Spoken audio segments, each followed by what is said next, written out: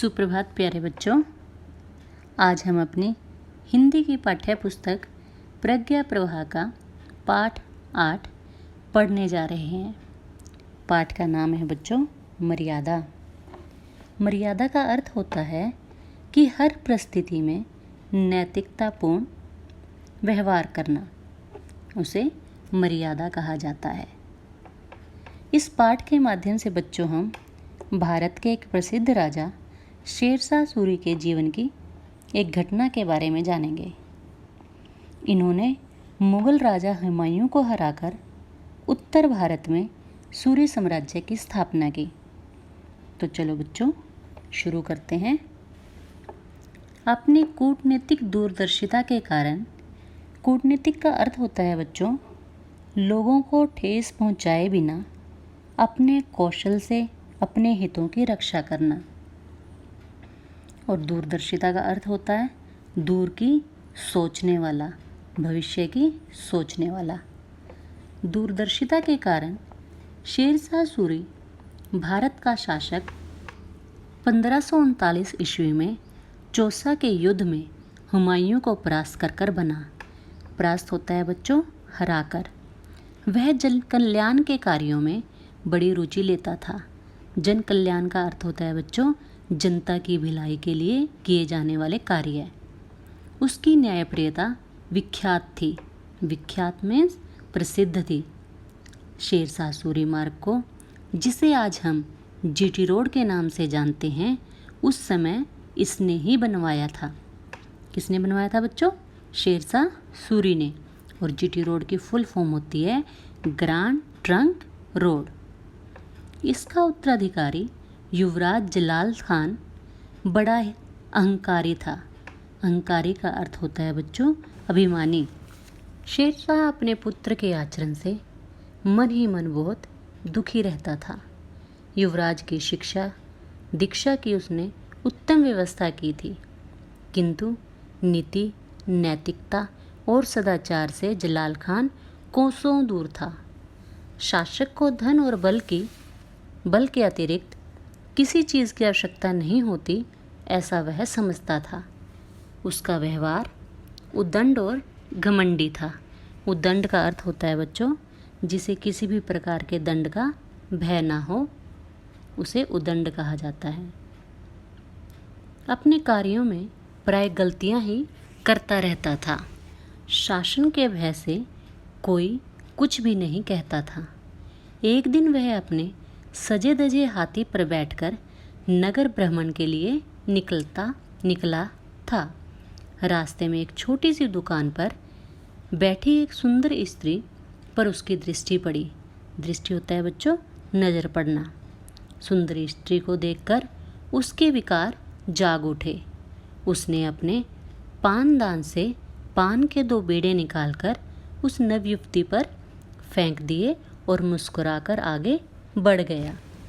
बेचारी सीधी साधी संस्कारित महिला लज्जा से गड़ गई। डरी सहमी आंसुओं से बेहाल रोते रोते उसने पति को सारी घटना बताई और पान के दोनों बीड़े दिखाए।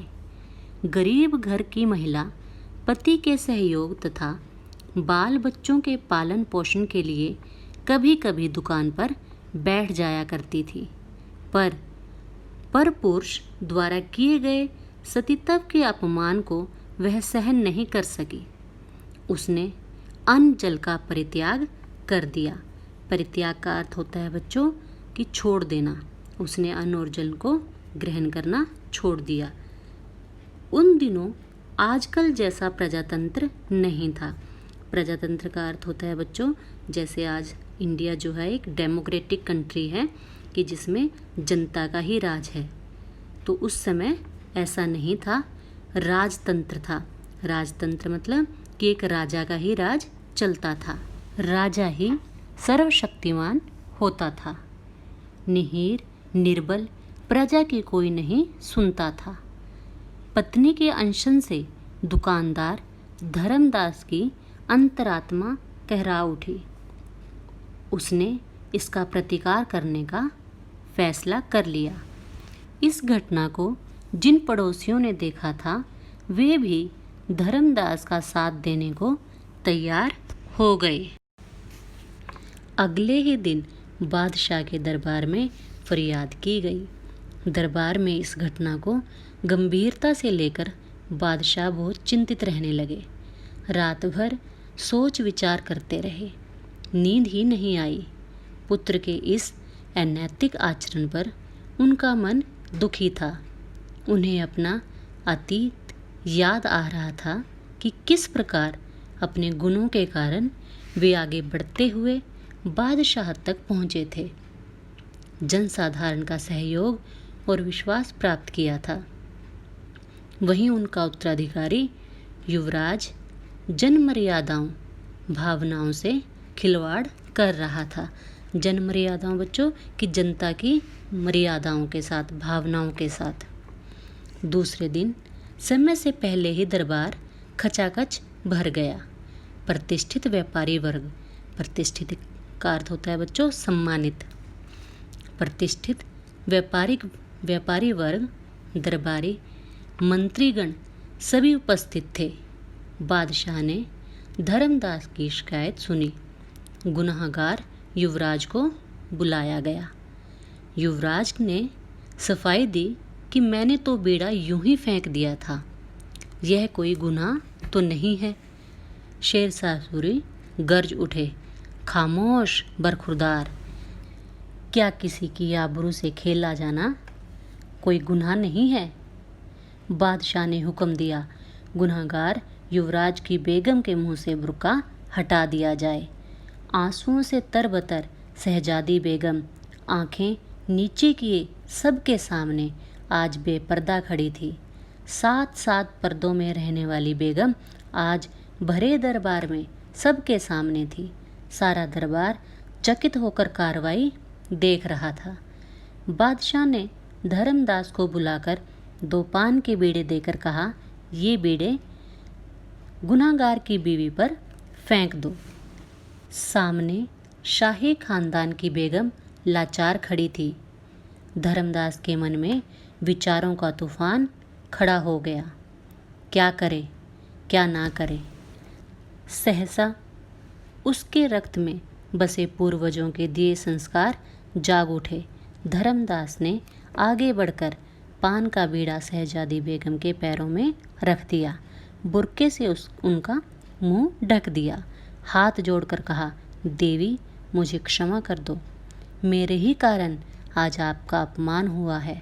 बादशाह के सामने आकर फिर उसने कहा, जहाँपना मैं हिंदू हूँ, हिंदू संस्कृति की शब्द है, समस्त नारी जाति हमारी माँ बहन के समान है। हमारे यहाँ स्त्रियाँ रमणीय नहीं वंदनीय हैं, जननी मानी जाती हैं।